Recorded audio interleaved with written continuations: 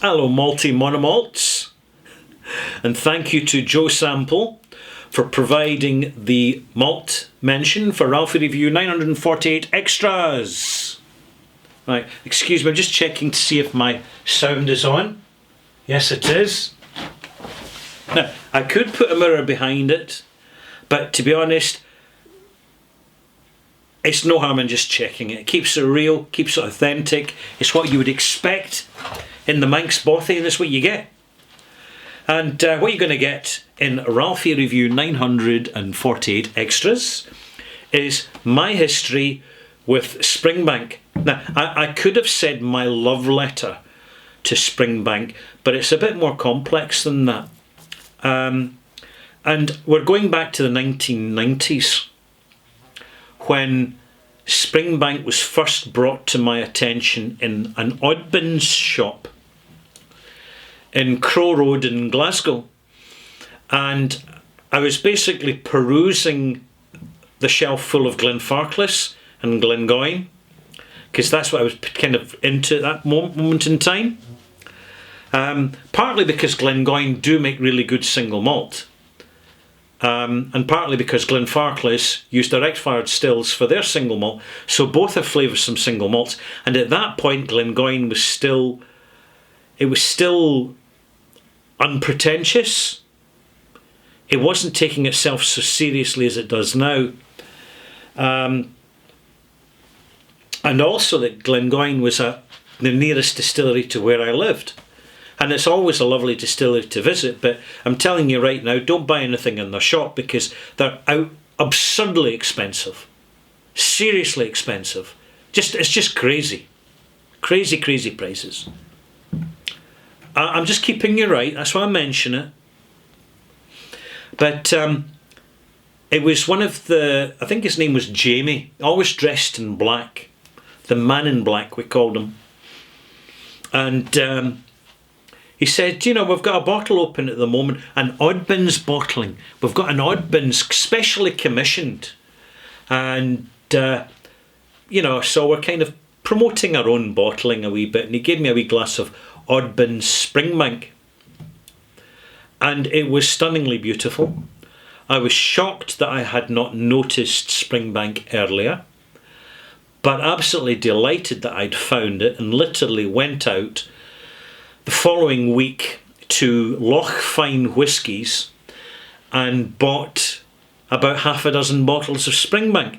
At the same time, a supermarket called Waitrose, up at the top of Byres Road in the West End, started stocking 10-year-old Springbank, and I couldn't believe it, £23 a bottle. I went in, I bought 3 bottles one week, 3 bottles the next, then suddenly it had disappeared from the shelves. I'm glad I got what I got when I got it. And ever since then, while Springbank was under the radar and while everybody was focusing their attention because of their inexperience on Macallan, I realised in the mid-2000s, about 2005, actually I really need to stock up in Springbank because someday everybody's going to want it because the quality's there, because they do everything in-house and it's the real deal, and it's about time I got my little malty ass up Roch Lomond side, round and down to Campbelltown, and actually visited this distillery, which I finally did in 2010.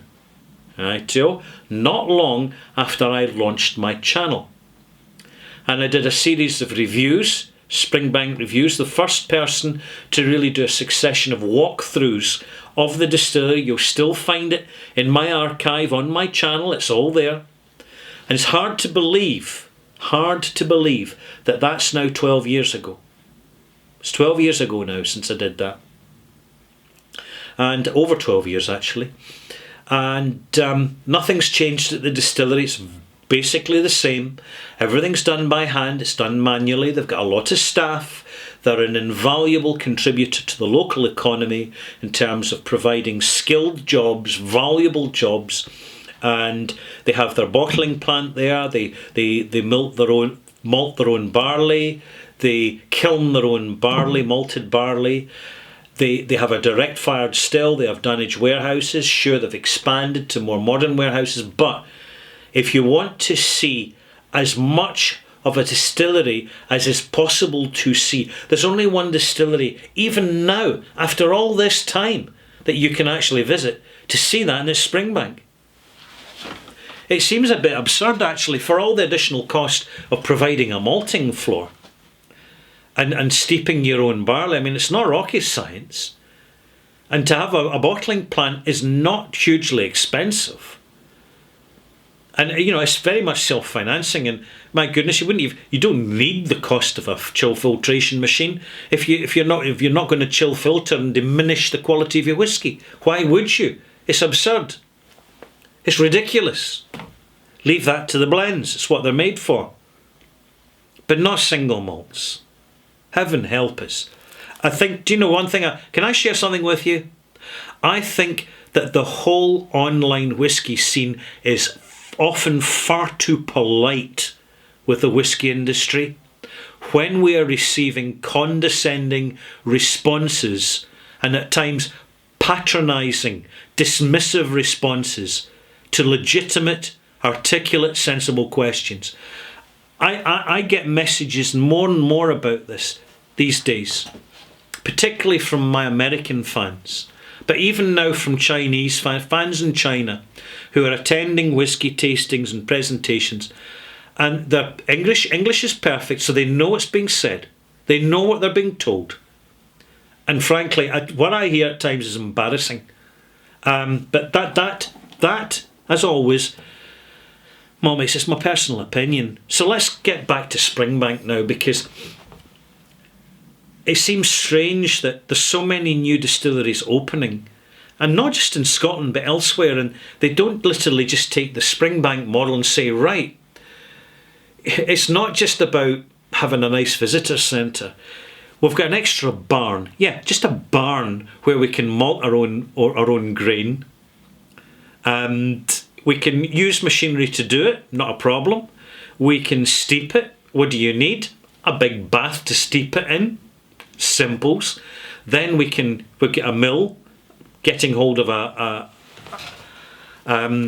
mill after the kilning. It's pretty straightforward, and a kiln gives you remarkable opportunities to any distillery to create permutations of the product, whether it be completely unsmoked, smoked, or peated, or slow smoked, or re-smoked, or smoked, then re-wetted and smoked again.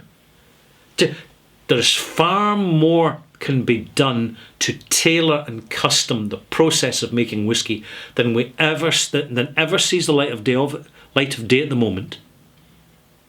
Even the milling of the grain.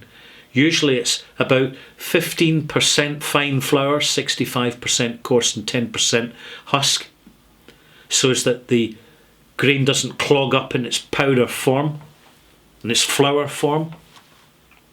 But there's other ways you can do it. You know, you can add husk to. Right, I'm not going to go into that at the moment, because this is following quite a long conversation I had a few months ago, and what I think actually told myself, I'll keep that under wraps for the moment. But with kilning, with the preparation of the grain, there is some amazing things can be done which will directly impact flavour. And wooden washbacks, yeah, they do matter. They do. And slow fermentation time makes a huge difference to the flavour. Then finally, when you're putting it through your stills, if at least one is direct fired, and it doesn't have to be gas these days, you can use biochips, biofuel, wood chips. Just one still, only one, to get those toffee notes and that richness. And then you distill a little more slowly, not too fast, and then you push into the feints, because when you're distilling slowly, the feints are more segregated. I'm just sharing. See, fast distilling, you rush into the feints. Slow distilling, you can chase the feints more carefully.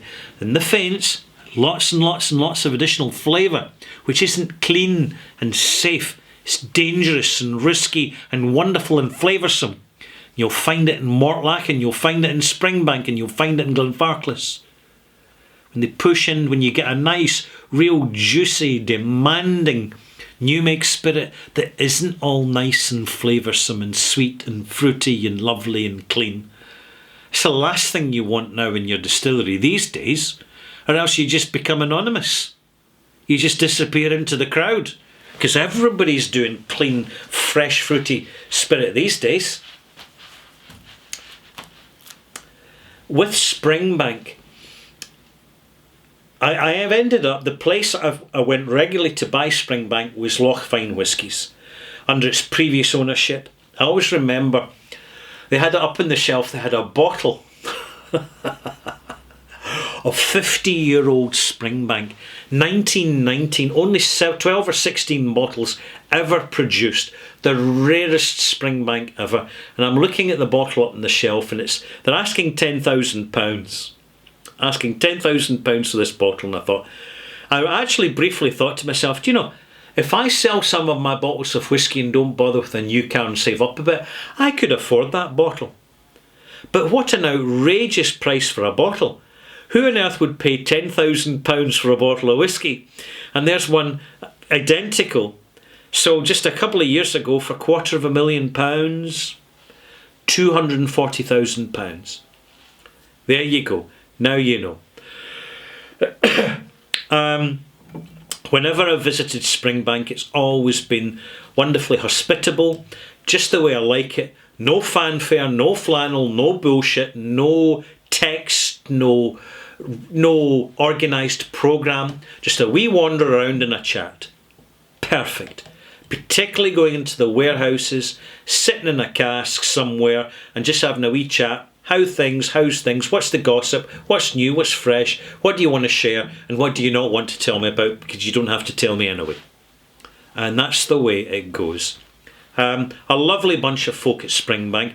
Last year they won the Best Distillery Award at the OSWAs, the Online Scotch Whisky Awards, and they deserved it, and they're in the running again, so good luck to them. They are a nominated distillery, and it's easy to understand why, because surprisingly, you know, I find myself wondering, you look at other great contemporary Scotch whisky distilleries like Kilchoman, Glencadam and Arran, and I find myself asking myself, what would they be like if they had worm tub condensers, if they direct fired one of the stills?